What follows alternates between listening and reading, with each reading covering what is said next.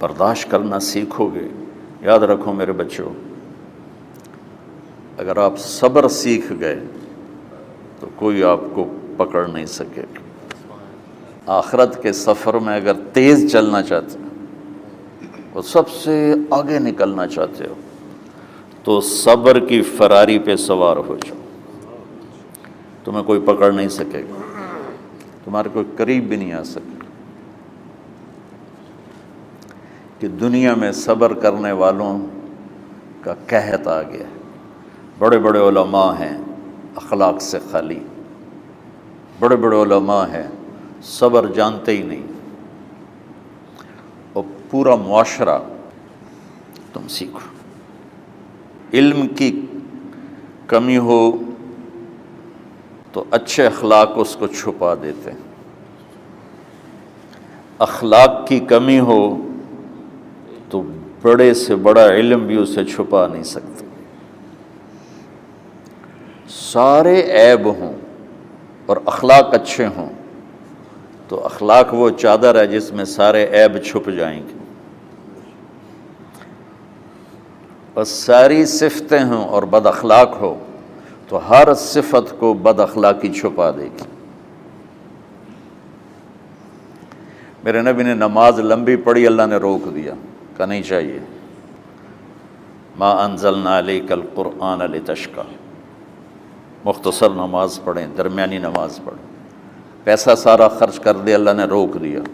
ولا تبسطھا کل البسط، میرے نبی سارا خرچ نہ کرو، کچھ بچا کے بھی رکھو. تبلیغ میں اپنی جان کھپائی، اللہ نے اس سے بھی روک دیا. فلا تذهب نفسک علیہم حسرات، تبلیغ کرو خود نہ مر جاؤ. تبلیغ کتنا بڑا عمل ہے، اللہ نے کہا اعتدال سے. نماز کتنا بڑا عمل ہے، اللہ نے کہا درمیانہ ہاتھ رکھو. مال خرچ کرنا کتنا بڑا عمل ہے، اللہ نے کہا درمیانہ ہاتھ رکھو. جب میرے نبی نے اخلاق میں بلند پرواز دکھائی تو اللہ نے کہا شاباش انک لعلی خلق عظیم. میرا نبی میں آپ کو شاباش دیتا ہوں، آپ کے اخلاق بڑے عالی شان ہیں. یہ نہیں کہا کہ اتنے بھی ذرا تھوڑا اکھ بھی کھائی کر، کوئی کوڑا ہویا کر. تو تم مولوی بڑے غسیلے ہوتے ہو. تم میرے بچے بیٹھو نا، اس لیے بات کر رہا ہوں. صبر نام کی شے ہی نہیں ہوتی. فقہ پڑھنا تو ہماری مت ماری جاتی. قرآن کو بھی فقہ کے انداز میں پڑھتے ہیں، حدیث کو بھی فقہ کے انداز میں پڑھتے ہیں. بخاری سے زیادہ امام بخاری پڑھاتے ہیں. ترجمۃ الباب پہ اتنا وقت لگا دیتے ہیں کہ حدیث جو اصل چیز ہے اس کی طرف توجہ نہیں جاتی. امام بخاری کی کتاب کا مقدمہ کوئی نہیں، تو اس پر جب بخاری شروع ہوتی ہے تو ہفتہ ہفتہ اس پہ سبق چلتا ہے کہ امام بخاری نے مقدمہ کیوں نہیں لکھا. جی میں سارے مل کے یعنی امام صاحب نے تو گلاں کی جاتی.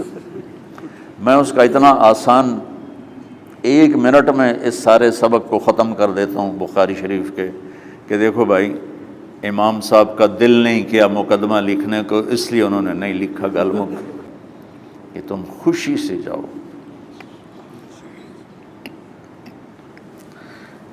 پھر اس میں جو ناگواری آئے گی اسے برداشت کرو گے تو پھر آپ کا صبر بڑھے گا. تمہیں صرف میری شہرت نظر آتی ہے، اس میں جتنا مجھے صبر کرنا پڑا ہے وہ تمہارے سامنے نہیں ہے. اب تمہیں اتنا نظر آتا ہے کہ واہ واہ ہو رہی ہے آگے پیچھے لوگ. میرے اللہ کا کرم ہے، میری کیا اوقات. آج ہوں کل مر جاؤں گا، اولاد کو بھی یاد نہیں رہے گا کہ طارق جمیل کون تھا. جو ہے اس میرے رب کا کرم ہے. مجھے اپنی شہرت سے کبھی دھوکہ نہیں لگا. تو میرے بچوں اس لیے بتا رہا ہوں، کوئی فخر نہیں، کہ مجھے اپنی شہرت سے کوئی دھوکہ نہیں. ایک لمحے کے لیے بھی مجھے دھوکہ نہیں. میرے دل کی گہرائیوں یہ بات اتری کہ سب میرے اللہ کا فضل ہے. اور برائی کرنے والا اور اچھائی کرنے والا میری نظر میں برابر ہو گیا ہے. برابر ہونے کا مطلب پہلے سمجھو. تو مجھے گالی دو گے مجھے تکلیف ہوگی، تو میری تعریف کرو گے مجھے خوشی ہوگی. اس کو برابری نہیں کہتے، وہ تو ایک طبعی چیز ہے.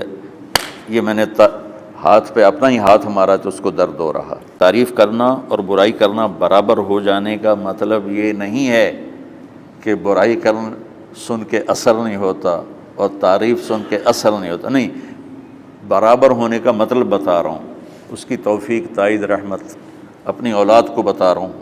تو بچوں، صبر بہت بڑی دولت، یہ تمہاری تبلیغی زندگی میں بھی کام آئے گی، علمی زندگی میں بھی کام آئے گا، جب تم گھر والے بنو گے، شادیاں ہوں گی، اس وقت یہ کام آئے گا۔ ٹھیک ہے، اب بہانہ تو نہیں کرو گے نا، خوشی سے جاؤ گے نا؟ چلو، السلام علیکم۔